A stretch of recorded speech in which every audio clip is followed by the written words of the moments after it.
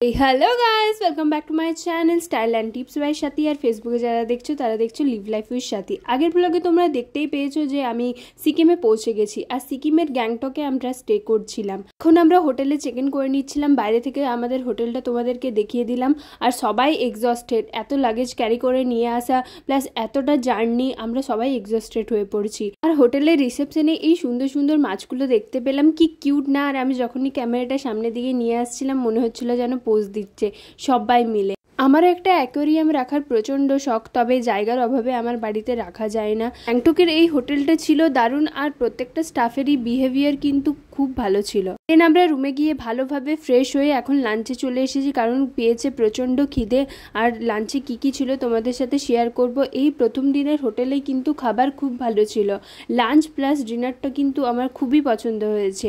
আর লাঞ্চে ছিল ভাত, তার সাথে ফুলকপির তরকারি, ডিমের কষা আর আলু ভাজা, ডাল, লাউ দিয়ে। ফ্যামিলি খাবারগুলো খুব টেস্টি হয়েছিল, আর এখনো অবধি চাল খুব ভালোভাবে সেদ্ধ হয়েছে। হোটেলটা তোমাদের বাইরে থেকে তো দেখিয়েছি, এরপর ভেতর থেকে আমাদের রুম ট্যুরটা তোমাদের সাথে চলো শেয়ার করি। আমাদের রুম দিয়েছিল 3 তলাতে। প্রথমে একটু রাগ লাগছিল যে এতটা সিঁড়ি ভেঙে উঠতে হচ্ছে, বাট পরে ভিউটা দেখে আর কোনো কমপ্লেনই ছিল না। প্রত্যেকটা ফ্লোরেই একটা করে হল করা ছিল, যেখানে তোমরা বসে টাইম স্পেন্ড করতে পারো বা টি ব্রেক নিতে পারো, তোমরা অর্ডার করে কোনো খাবার সেখানে এনজয় করতে পারো। এই ফ্লোরের প্রথম রুমটাই আমাদের। তোমাদের সাথে তো হোটেলের নামই শেয়ার করা হয়নি, হোটেল সিলভার উড, আর লোকেশনটা ঠিকঠাক এখন আমার মনে নেই।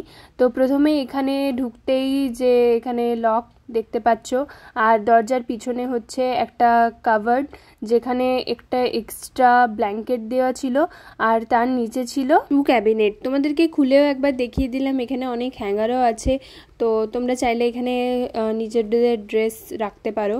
বাট আমরা তো একদিনের জন্যই থাকবো আর কি, ড্রেস রাখবো, আমরা এটা ইউজই করিনি।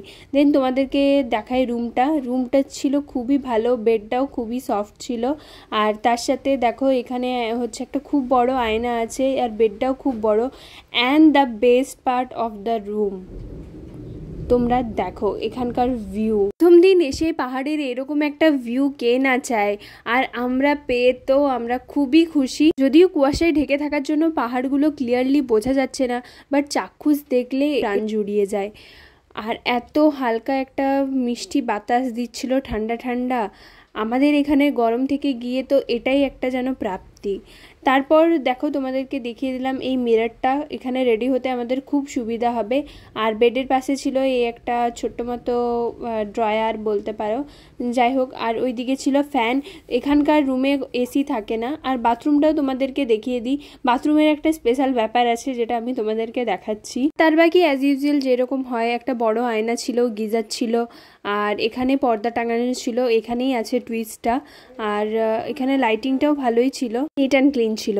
And the special thing is, পর্দাটা সরালেই আমরা ডিরেক্ট রুমের দর্শন পাই। মানে বাথরুম আর রুমের মধ্যে আছে একটা ট্রান্সপারেন্ট গ্লাস, যেটা একটু এক্সাইটিং, আমি কখনো দেখিনি, বাট আমাদের কোনো কাজের না, তো সেটা নিয়ে আর এক্সাইটেড হয়ে লাভ নেই।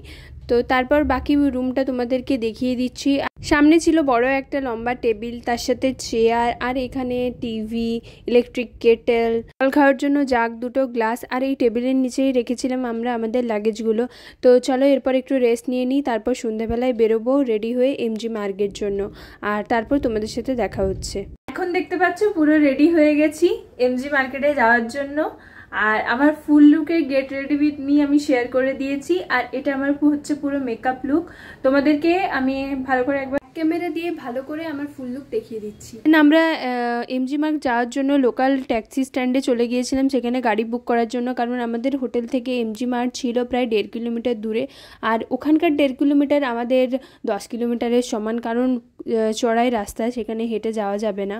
যদিও শর্ট রাস্তা ছিল, সেখানকার লোকালেরা আমাদেরকে বলছিল, বাট আমরা প্রেফার করলাম ক্যাবেই যাব, কারণ আমরা অনেকটাই দেরি করে ফেলেছি রেডি হতে হতে। গ্যাংটকে এসে এটা আমাদের প্রথম সন্ধে, আর পুরো এই শহরটা খুব সুন্দর দেখতে লাগছিল। পাহাড়ে এসে কল্পনাই করা যায় না পাহাড়ের উপরে এইরকম একটা বড় শহর আছে, যেটা এত সুন্দর। তো যাওয়ার পথে আমাদের জ্যামের মুখে পড়তে হয়নি, কিন্তু ফেরার সময় আমাদেরকে অনেকটাই জ্যামে পড়তে হয়েছিল, যার জন্য হোটেল ফিরতে আমাদের অনেকটাই লেট হয়েছিল। এখানকার লোকেরাও খুবই ভালো, মানে প্রত্যেকটা মানুষই খুবই হেল্পফুল আর টকেটিভ নয়, খুব কম কথা বলে। আমরা যদি নিজের থেকে কিছু বলছিলাম, জিজ্ঞাসা করছিলাম, তবেই এখানকার লোকেরা কথা বলছিল, বাট খুব একটা ফ্রেন্ডলি নয়। সিকিমের গ্যাংটকটাই হচ্ছে মেন সিটি, যেখানে খুব বড় বড় শপিং কমপ্লেক্স আছে আর চারিদিকে লাইটিং দেখতে খুব দারুণ লাগছিল। দেন আমরা এই 1.5 কিলোমিটার রাস্তা প্রায় 20-30 মিনিটে পৌঁছালাম, কারণ অনেক ঘুরে ঘুরে, জানি না 1.5 কিলোমিটার তো ম্যাপে দেখাচ্ছিল, বাট গাড়িটা ঘুরিয়ে কোন দিকে যে নিয়ে যাচ্ছিল কিছু বুঝতে পারছিলাম না। একটা জায়গায় যাওয়া হলো, আবার সেখান থেকে ব্যাক করে আরেকটা লাইন ধরা হলো। জানি না এখানকার মানুষেরাই বুঝবে এটার ট্যাকটিক্স কী। তো এমজি মার্গে আমরা পৌঁছে গিয়েছিলাম, আর পৌঁছে আমরা একটা সারপ্রাইজও পেয়ে গেলাম কার্তিক আরিয়ানের দেখা।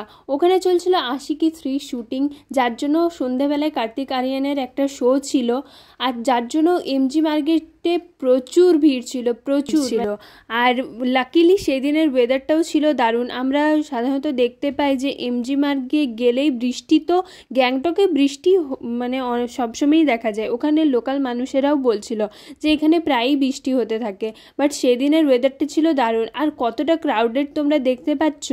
আমরা গিয়েছিলাম অনেক হোপ নিয়ে যে প্রচণ্ড শপিং করব, এমজি মার্গে নয়, ওর সাথেই লাগোয়া একটা মার্কেট আছে যেটার নাম লালবাজার মার্কেট, সেখানে নাকি সস্তায় ভালো জিনিস পাওয়া যায়। তবে সেখানেও চলছিল প্রচণ্ড ভিড়। আমরা আমাদের ডিজায়ার জিনিস কিনতেই পারিনি। আমি কয়েকটা জিনিস কিনেছি, বাট আরও জিনিস কেনার ছিল, সেগুলো কিনতে পারিনি। আর এই এমজি মার্গের সৌন্দর্যটা একটা আলাদা, বর্ণনা করা যায় না।